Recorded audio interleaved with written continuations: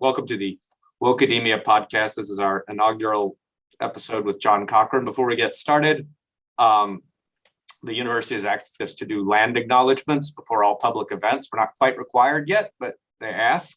I don't actually buy into our land acknowledgement, so I just want to say that personally, I fully accept the legitimacy of the state of Texas and its sovereignty over all lands from the Rio Grande to the North Bank of the Red River and all its impoundments.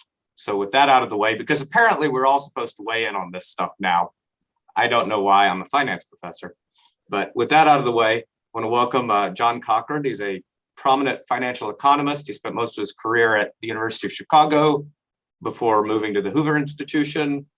Internally within financial economics, he's known for many, many things that it's probably too hard to pick out the one most important.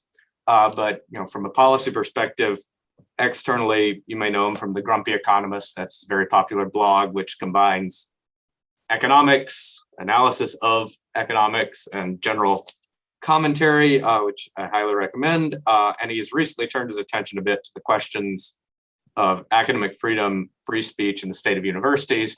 Although I'd say he's always kind of been a bit of an academic dissident, even at the sort of top of the profession. So we're very happy to have John here. And the purpose of this is our hope with this series is to try to get at this shift of focus of universities from teaching and research to a particular political type of political advocacy. And I want to get a perspective from the inside. There are those of us who've been at universities for a while who may have some perspective that these external people who are observing the effects of what we've done to ourselves and to the youth of America may not understand. So that's why I want to talk to academics who are interested in this. So I'll just start off. First question, John, what the hell happened? How did we get here? And why are universities like this now? You've been doing this longer than I have, so maybe you have some ideas. Well, you'll start with the easy ones. So a very by the standards of sort of the American distribution of political opinions, a very far left-wing group took over universities. And outsiders may not realize quite what a political monoculture universities have become. The numbers on Democrat versus Republican, you can see voter registrations, donations, stuff like that. It's in the 99 to 1s kind of thing. And even, standard liberal Democrats are sort of under fire at universities right now. This has been going on a long time. Certainly in the 1960s, universities started going this way, and not just the liberalism, which is fine. I'm all for different political opinions, but the intolerance. We're not here to debate. We are here to squash dissenting views. And that certainly started in the late 1960s, and that's really the defining character of it, the Maoism, if you will, of the movement. Which when you say Maoism, you're not being sort of hyperbolic and rhetorical. The techniques of you must speak the right things, or we're going to squash you. Maybe that's probably. I should take back the Maoism. Oh, really? I think that. Really? I dislike hyperbole. So if people find out you registered Republican, you can be called a Nazi. So I shouldn't. Let's not do the same rhetorical extrapolation. The Maoists actually killed people, and they starved 60 million.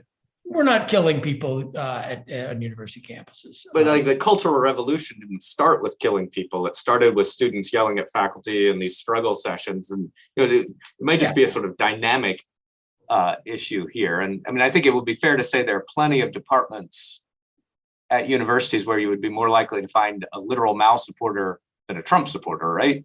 Oh my gosh, yes. It's really, I'm going to push back a little on the hyperbole. Especially out of the closet, but let's not indulge in the left's rhetoric and go with the hyperbole. But certainly, sort of, our group's going to take over and get rid of your group kind of politics has been going on in universities for quite a while. But I mean, not too many years ago. Sorry, go ahead. Well, I was going to just let's get the history of it. So it certainly starts among faculty where people of, and not just people of conservative political opinion, but you don't see military veterans on campus anymore. You don't see religious people. They're not welcome in that campus culture either. Now it's becoming institutionalized, and actually, so crazy things from English professors is not a force that I'm particularly worried about. They are crashing in their enrollments. Students are voting with their feet. So if they don't. But they have a lot of little ways to add things to class, add requirements to make sure you have to at least get. Yeah. I don't think you can get through maybe it's different at Stanford, but at the University of Texas, I don't think you can get through and get a degree without at some point having to express a leftist view in your coursework, right? That's right.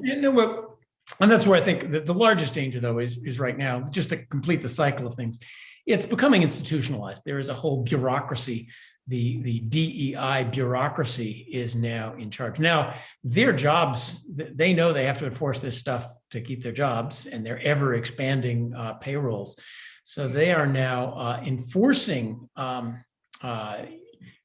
not just silencing conservatives, but forcing speech on people, and enforcing political litmus tests for getting hired, getting fired, and so forth. This is spreading now also to the agencies that grant funding. So I think the institutionalization of this of allegiance to a particular pretty extreme political ideology that's the part of it that is, I think, the most troublesome as far as the institutions go. Now, there are also beginning to be I think we're starting to have the have you no decency moment. That people are beginning to speak out against it. But so you asked for, that's kind of the brief arc of history of where we are.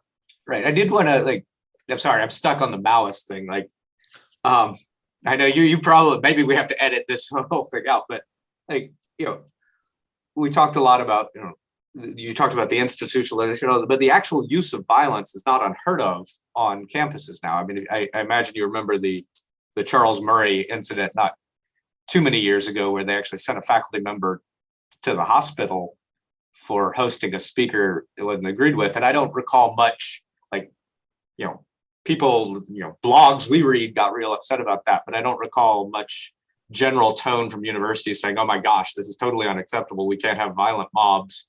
Everyone seemed pretty much totally okay with violent mobs trying to prevent speakers, right? So we do have on the other side, a sideways glance or a wrong word is considered violence. Or now the new motto: silence is violence. Wow, that's a yeah. We got that. Silence is not an option. We're supposed to sign petitions.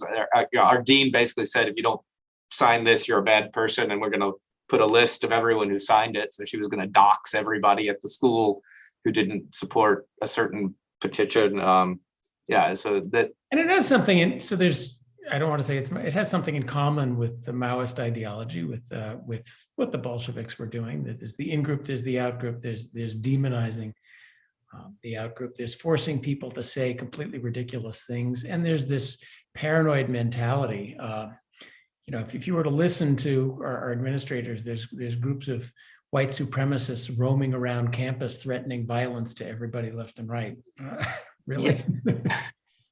Yeah. I mean, you're trying to scrupulously avoid hyperbole, but then clearly they're sort of taking it to remarkable extremes. I do wonder. Part of the way this kind of movement goes is Orwellian language.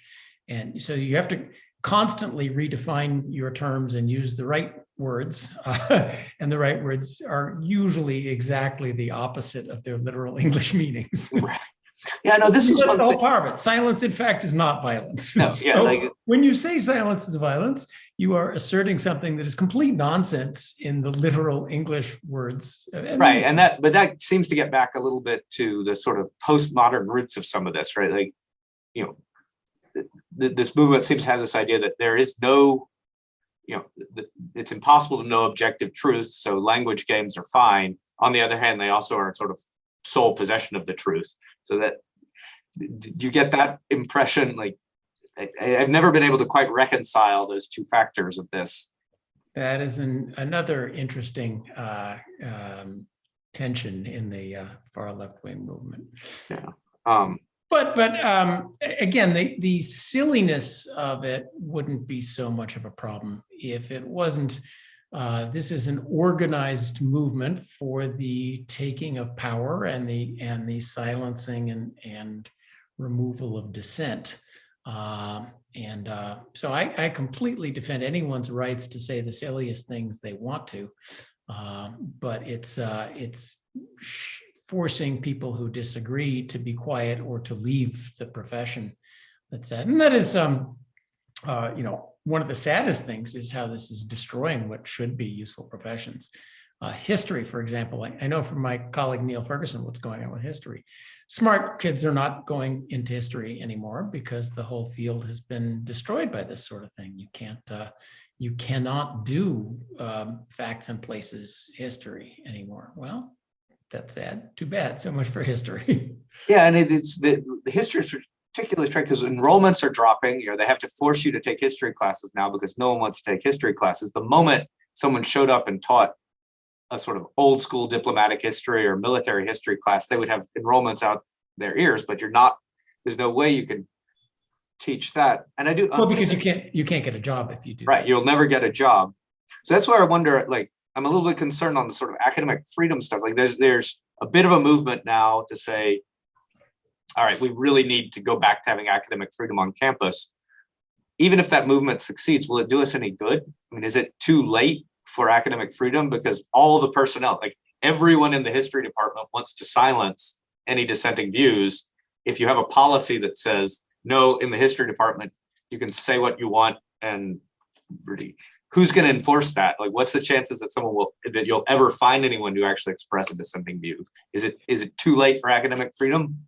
Well, I do sense among these, at least at the ones I know, there is a tension between the extreme woke millennials and the Woodstock liberals who, bless their hearts, still believe in some academic freedom, but they are, most departments have political litmus tests where, if you're found out that, you're, God forbid, a Trump supporter, then you simply won't get hired. So you're right. But, as an economist, I always hope for new institutions and competition. So those particular departments may die off, but, new ones get created. Now that's a slow process in universities. Yeah. And so in our attempts to create new units where you could have sort of autonomy and independence, the first thing that happens is they try, like, any hint of autonomy when you try to build something like that gets immediately crushed. Like we've had, we were trying to do something like this with the Liberty Institute here. And the first thing they come at is, well, you got to have your DEI representative, and the DEI representative needs to have actual power. Like every faculty meeting, someone from a grievance studies department is coming at us saying, no, you must have, and they won't even let the thing come into existence, but conditional on it coming into existence, the hiring needs to be controlled by the DEI people. So I don't, Well, then you're seeing why the institutionalization of this in a DEI bureaucracy is what's particular, and a bureaucracy that knows it needs to keep its jobs is what is particularly troubling, and because it stops institutional reform. So you may have to start your center outside the university structure, or the University of Austin may come and clean your clocks. Yeah, if they can avoid having their building further vandalized or worse. Well, I think their big problem is not going to be mobs in the streets. The big problem is always the bureaucracy. They have to compete with a subsidized alternative if they're not going to take federal money. And they're going to have to get accredited, and they're going to have to face boycotts of their students and all the other mechanisms in the way. The platform problem there, especially when we've already kind of rotted out the leadership of all the firms that should be hiring people, and they're all prepared to. I'm sure you'll have to. A University of Austin degree will be toxic to some people, but great to others, and that's a tricky platform. Well, to be fair to that, they are trying very hard to be not political to be the free speech university, not the conservative university. So let's hope they work. We'll see. I hope, but again, there's a lot of installed capital and a lot of legacy. Like, we have all these buildings.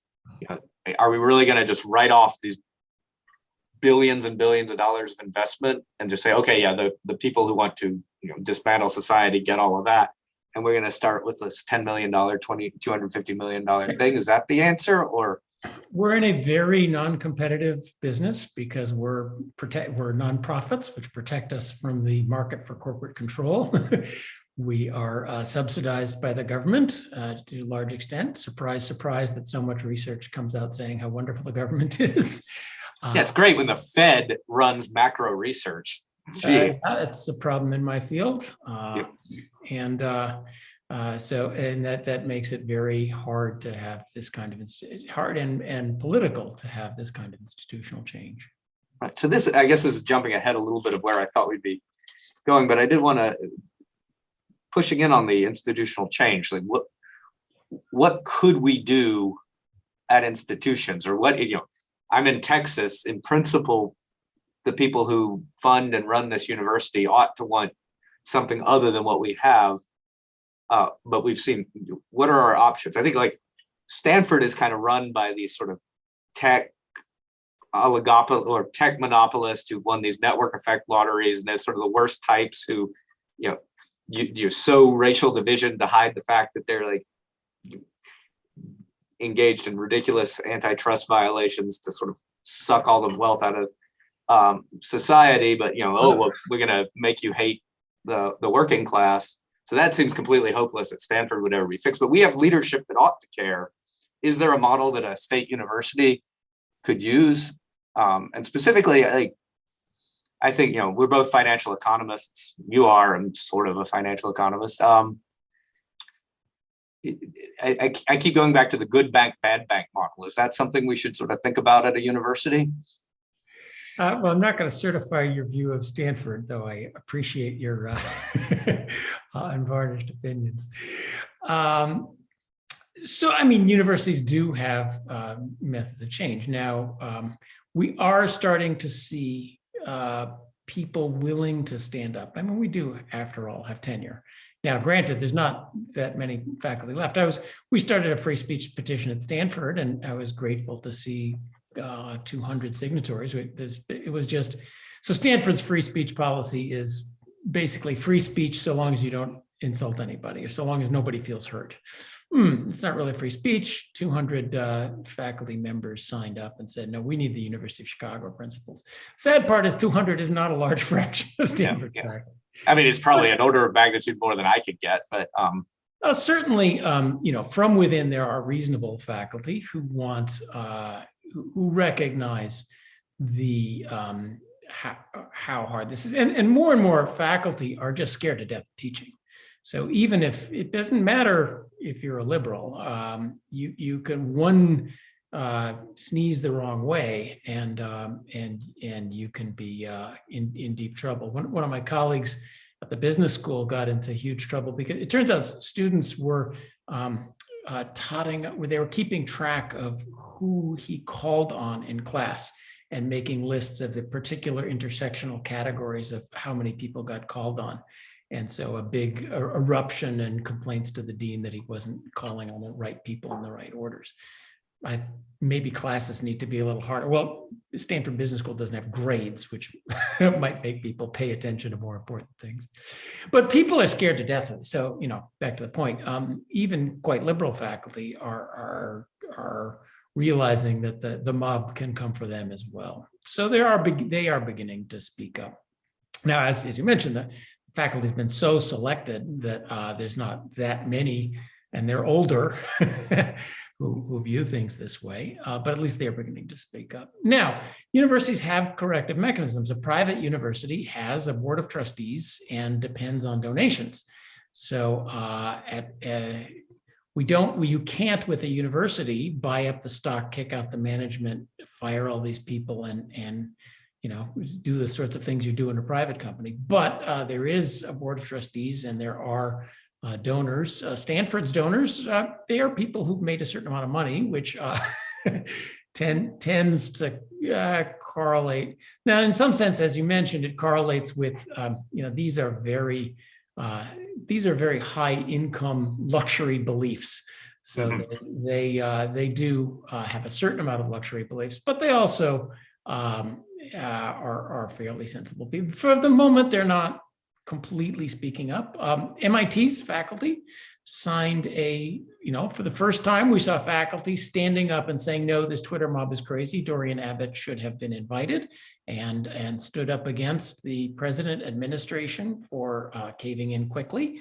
And MIT's alumni are organizing, we're not giving you a red cent while this craziness goes on. Those corrective mechanisms exist. Now they need to wake up and start doing their jobs.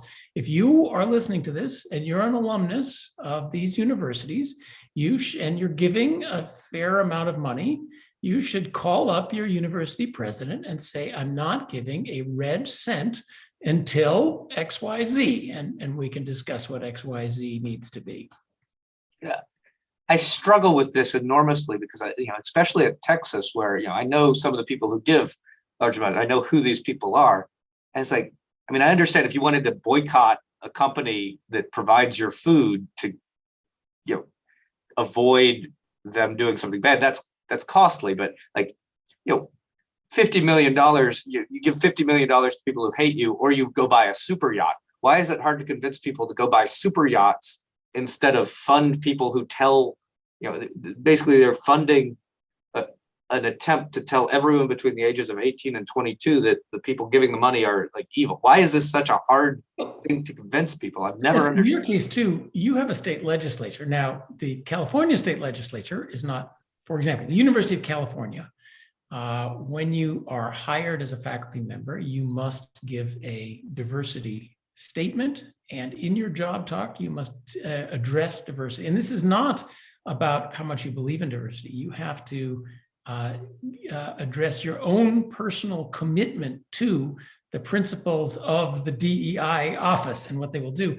Your application is not even forwarded to the Department for Scientific Review if you do not pass the diversity bureaucracy's tests about your allegiance to the diversity bureaucracy. And if you say stuff like, oh, I like Martin Luther King, content of your character, not color of your skin, that's a disqualifying, right? You're out. Now, I think they explicitly write that that's disqualifying somewhere. Yes, in the rubric for, if you say I treat all people equally, you're out. If you say I have mentored a few minority and women students, you're out. In Berkeley's case, active participation in this DEI bureaucracy's programs, that gets done. Now, back to the point. California state legislature is not going to get outraged about this, but Texas's state legislature, there's not a word. Money. We put in this diversity, equity, and inclusion policy, which got slightly tweaked because there were some documents leaked about how bad it was. And then they put this in, which is effectively, if you read it, and I've read it fairly carefully, it is in effect a conservative hiring ban. You have to demonstrate diversity skills, which means critical race theory, in order to get it, and that counts for your job. And then the legislature meets and they fully fund everything at the university and throw tons of money at them.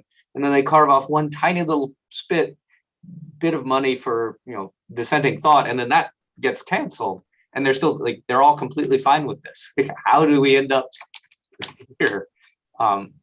So there are forces, there are equilibrating mechanisms still somewhat alive, and they need, in the first case, to have the courage to stand up and do something, which it requires courage.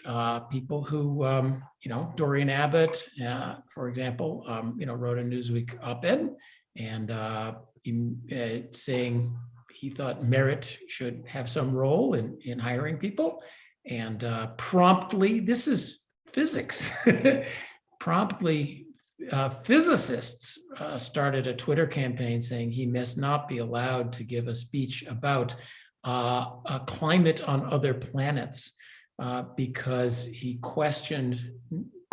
He's a good liberal because he questioned the standards of the DEI bureaucracy. And how is that just not fatal to like? Why don't we just stand up and say no? Close everything. Some risk to themselves, and they are beginning to do so. Then alumni's got to start, and state legislators have to stand up and say no, and voters have to say to their state why do state legislators talk? They want to get reelected. So I hope we still live in a society that allows this sort of stuff. Although that's why I'm the larger woke movement is a small, no more than 20% of the electorate, but it's a profoundly undemocratic movement, and its goal is to take over the institutions of civil society and therefore, in some sense, seize power and keep those annoying voters at bay. And universities are only part of this. Philanthropies, look at the Ford Foundation. Philanthropies are entirely taken over by the woke revolution. The government bureaucracies are pretty much taken over. The Federal Reserve is now headlong doing climate change, racism, and inequality. And while failing at their one task. Inflation? What's going on? Oh, we weren't paying attention. Sorry. Right. Could have seen that coming. That is one of the ones that is still sort of fighting, but that's the direction that the international institutions are going. So that's why it's a dangerous, when you have sort of a cult of this sort in charge of all the institutions of civil society, that's politically dangerous. So universities are only the beginning and one of the parts of it. Now, we still live in a fairly open democracy. Unlike China, you are allowed to tweet and talk about you won't be sent to jail for disagreeing with it. It just takes a little personal courage. So I hope that I'm optimistic, actually. I hope that as with the Red Scare, the have decency moment is coming. We'll see. But then you see, so I wonder about this. We are, I'm sure there's a lot of people who are going to want to fire me for having this podcast. And I know there's a bunch of people who want to fire me for various other reasons, but I don't think they can because I have tenure. Oh, it's you can be fired. Tenure means nothing here. Well, not there, but I'm in the Fifth Circuit, so they've actually been pretty good about that. But well, I don't know if they're, somebody gets on Twitter and calls you a Nazi, or if somebody records one thing you said in class that can be taken out of context to be hurtful to some group, good luck to you with your tenure. And you can have tenure, but you never need to have a raise ever again. Yeah, well, I've given up on that. They're definitely not giving me, but I'm overpaid anyway. So the teaching load can be 10 classes. Your office can be in the third sub-basement. You can be sanctioned a lot. Many tenured faculty members have been driven out of their jobs by both the woke mob and the administrators. So don't count on the same. So never mind about all that criticism of the woke. I love them all. But there's some element when I was considering going into academia, one of the points was okay, you just have to keep your mouth shut for 5-6 years. Then you get tenure and you can say whatever the hell you want. It didn't really work for me. I couldn't keep my mouth shut for the job market. I got nasty letters sent to my advisor about that.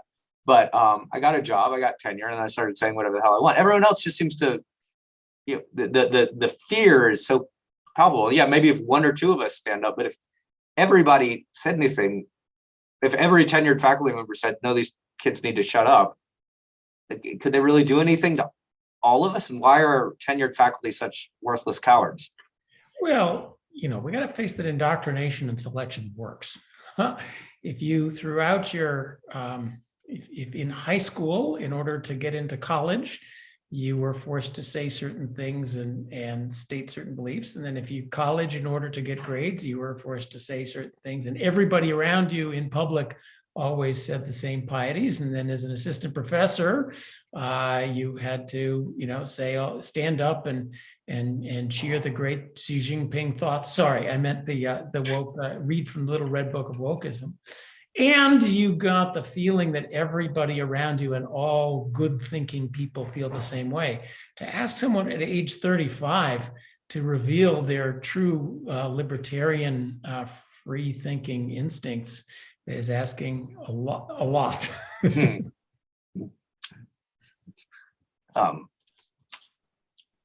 But in economics, we've sort of, I feel like we were a little late to the party. Like we're getting this kind of takeover now, but we still, there's still a handful of sensible people in economics departments, right?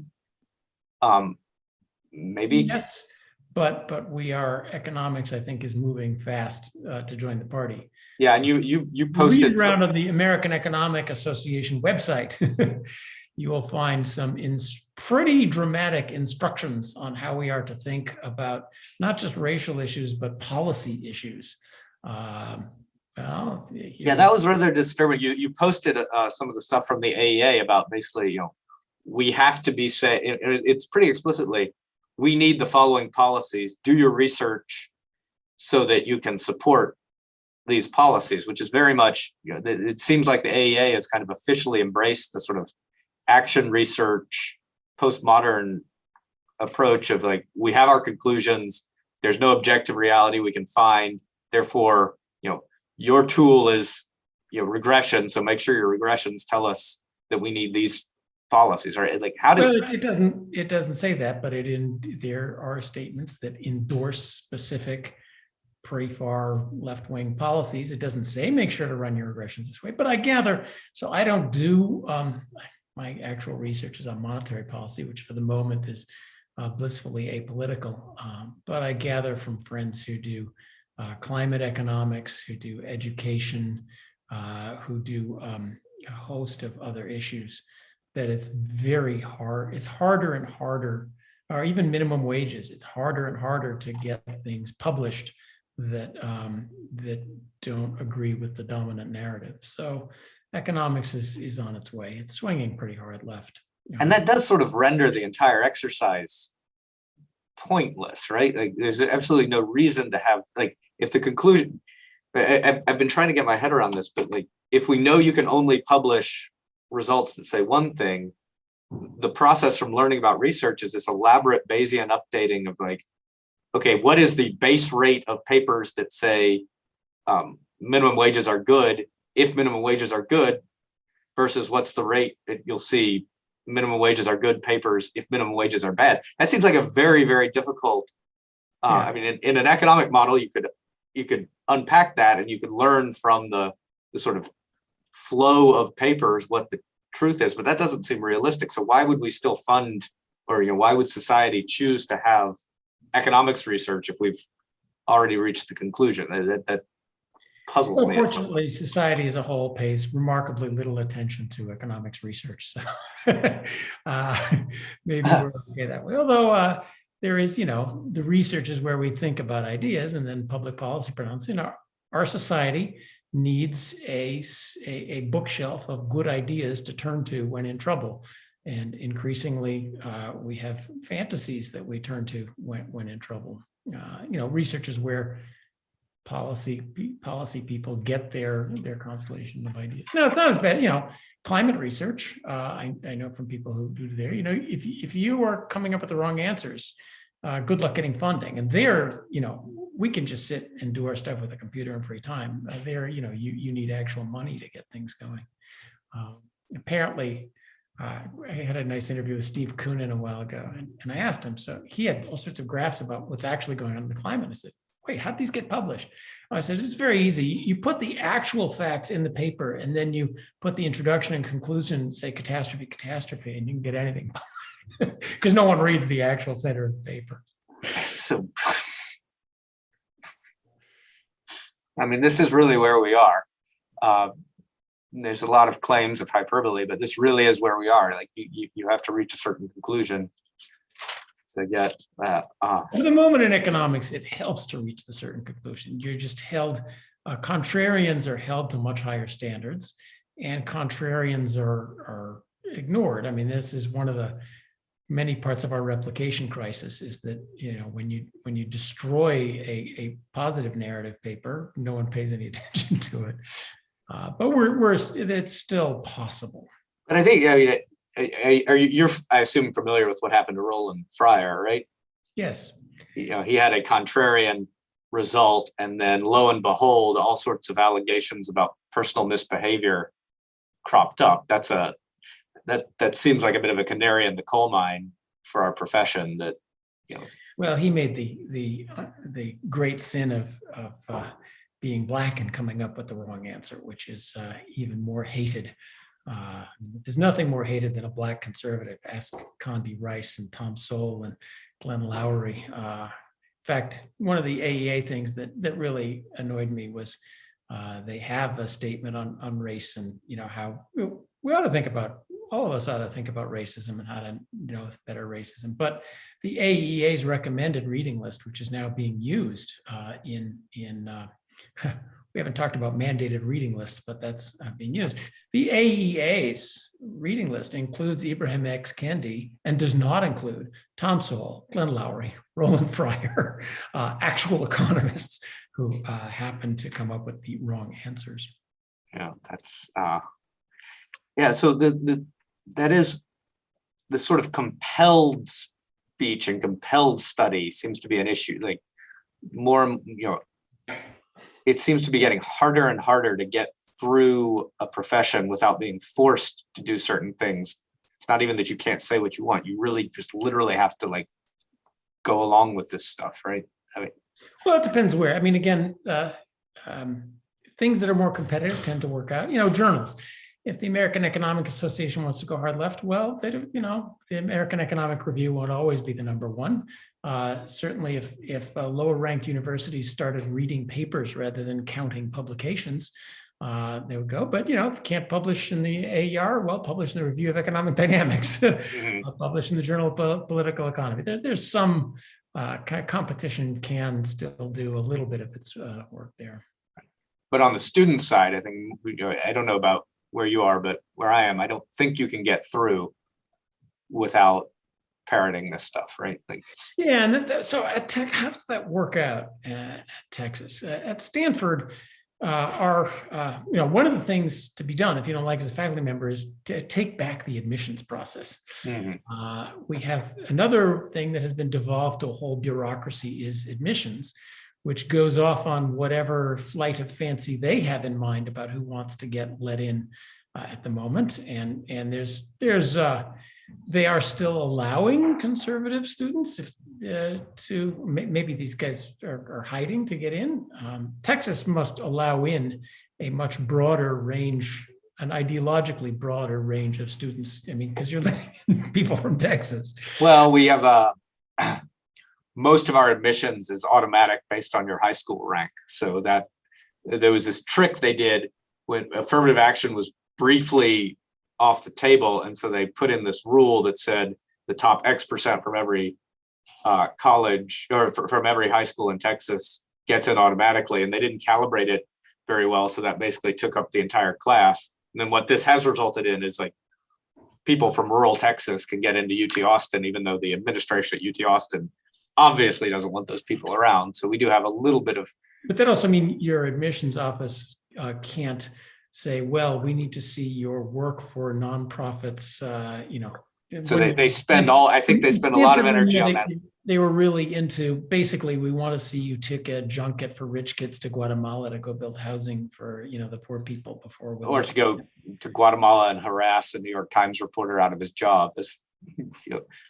But Texas, so the student body why is the student body putting up with this stuff? They have to. We've created a lot of, there's a lot of requirements so the state creates all these requirements, and then the government class is required, but then you capture the government class and it becomes, the critical race theory class. Then they came up with this idea to have flags, so extra requirements that to avoid people taking classes at community colleges, and then all those boards were captured by people who, they'll only give the flags if you sort of parrot the kind of critical race theory, critical theory stuff. Like we have 2 diversity flags, one of which specifically says you can qualify for this flag by having an activism project in your course. And then the ethics flag, of all things, I was on the, you basically need critical theory in your ethics classes.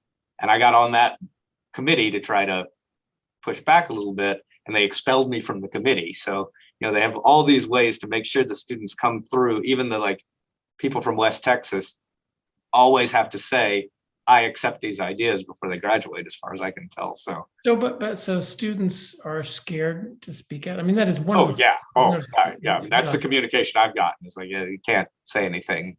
We've had a number of interesting cases. Trent Colbert at Yale, Ben Badejo at Harvard. Now, these are fancy law schools, but these are cases that come up where the administrators have really gone after students and tried to ruin their lives and their careers. Yeah, and that's the sort of thing where I think describing Maoism as hyperbole that's where I put it. They really are at those law schools definitely trying to ruin these people's lives forever, right? And yeah, but let's not be hyperbolic. They're not being sent to re-education camps in the countryside, and they are not. But that's really only an issue of what they can do versus what they would do, right? Let's not hyperbolize.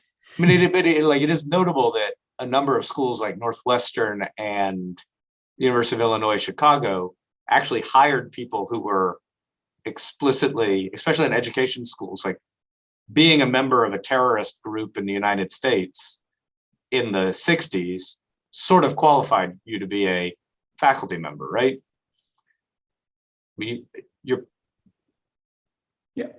right. So, I mean, our education schools actually hired people who set bombs off. So, no, and actually, when you look at what goes on in education schools, they're very smart about this, and we can use our totalitarian analogies. Well, one of the things that they did is the first thing they take over is the schools, right? And our woke movement was very smart. The first thing they took over actually was the education schools. Yeah. And now, anybody coming into college has survived 12 years of this kind of indoctrination. Now, again, the pandemic was a good corrective. A lot of parents have been listening on Zoom about what their children are actually learning. And I think the election in Virginia, governor's election in Virginia, was basically angry parents saying, what the hell's going on? Which isn't just about too much critical race theory. It's also about not enough math. Right. Yeah. It's this idea that really math is somehow that's going on in our education system is getting rid of, math is now racist. Really? And math's not racist in China. Or, Iran, where they came up with a lot of it, right? I will say we did have a little kerfuffle recently. There was $100,000 grant that the central administration at UT provided for the education school to develop critical race theory programs for preschoolers. So apparently 12 years is not enough. They're going for the 4-year-olds now. So yeah. Now a requirement in California public schools to take a quarter on it's called ethnic studies, but it includes as a requirement activism. You are not required to learn something. You are required to go out and activate for a cause. Yeah, we have activism as a way to qualify that flag. And I've noticed this term that's cropped up, action research. Have you seen this term? Yeah, this is a deeply troubling. I view us as scholars, and our primary purpose in education should be to open people's minds to learn about the world. And increasingly, universities are selecting. They want what does it take to get into college? Well, you've been Greta Thunberg. You've been activating for a cause, as if everything were clear and simple, and all the answers were there, and all there are is the good people and the bad people need to be crushed. And at 16, everybody knows what the right answers are, and your job is to go activate. I think that's entirely backwards, and more of universities are doing this. Stanford is starting a new school of sustainability, and included in this school of sustainability is a large, bring ideas to action component. In fact, part of the debate was whether you can get tenure for your op-eds and activism as opposed to just your publications. Yeah, and back to the free speech question, it seems a little like, do we really, should state funding of political activism count as free speech at a university, or should we be able to say that the Board of Regents should come in and say, you can't use our money to engage in political activism? Can we draw a line between what's actual research and what's political activism? Well, you've drawn it. So one of the large rots in American government overall is the extent of tax money that is being used to fund political activity. Universities are, they get a lot of money from the government, and a lot of it is used to advance one way or another political activity, not just supporting candidates, although universities are increasingly supporting specific candidates. Oh yeah, we've hired Beto at UT Austin, Beto O'Rourke, so that he can have a place to run for governor from. And supporting policies that, are entirely, one political parties versus another. But, unions are largely ways of funneling protected money into one political party. I mean, a lot of the sort of fines around the financial crisis seem to have been funneled into community organizations to do things like that. That was when we're talking about the Fed, I looked this one up. There was fines for robo-signing mortgages, and the Fed, deciding that this was a safety and stability issue, told the banks to give money to community organizations which were political activism. Now that one's small on the scale of the rest of what's going on. Nonprofits are increasingly, private nonprofits are more and more clearly political, and medical journals are issuing op-eds about how you should vote in presidential elections. How do you keep your 501c3 status when you're doing that kind of stuff? Anyway, so we are a small part of that's where the money is. But this seems like a distinction that's important to make. Like, we need to, if we have state power, we need to use state power to prevent that stuff, which is very different than using state power to actually tell someone they cannot express an opinion. And my sense is on the right, people aren't really willing to draw that line and get very allergic to the use of state power for, any of this. Right? That's where I get. Yep.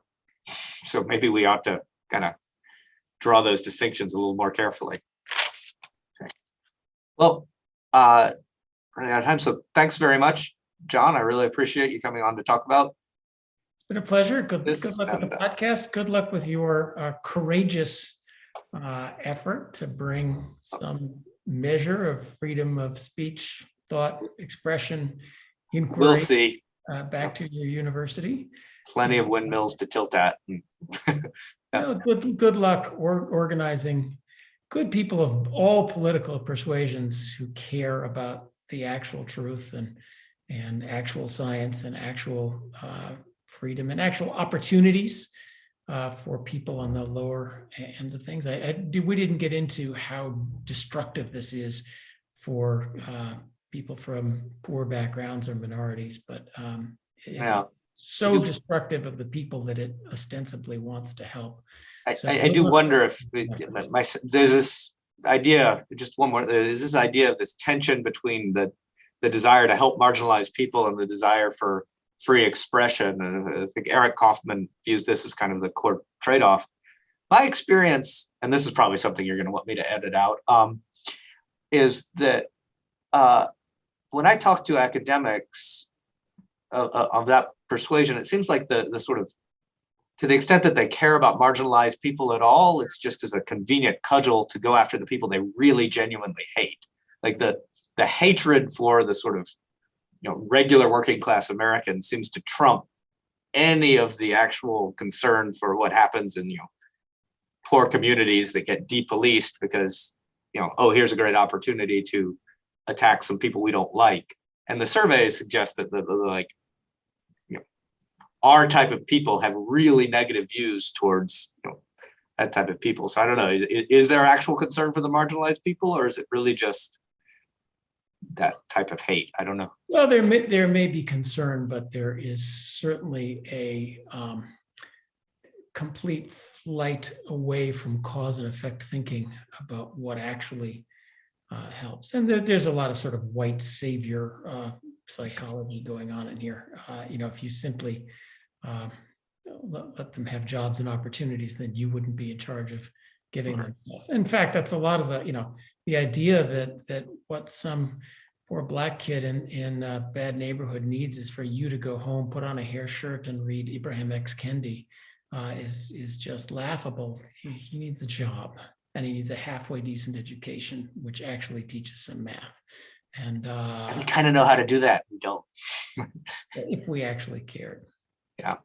Okay. Well, anyway, I was congratulating you on your efforts. This is, I think we are at the moment where more and more, where there's a network, more and more people are going to stand up and say, no, this is enough. Let's get back to freedom, equality, opportunity, America. Well, I hope you're right. This is one where I really hope you're right and I'm wrong. So thank you very much, John. You're welcome. Good to talk to you.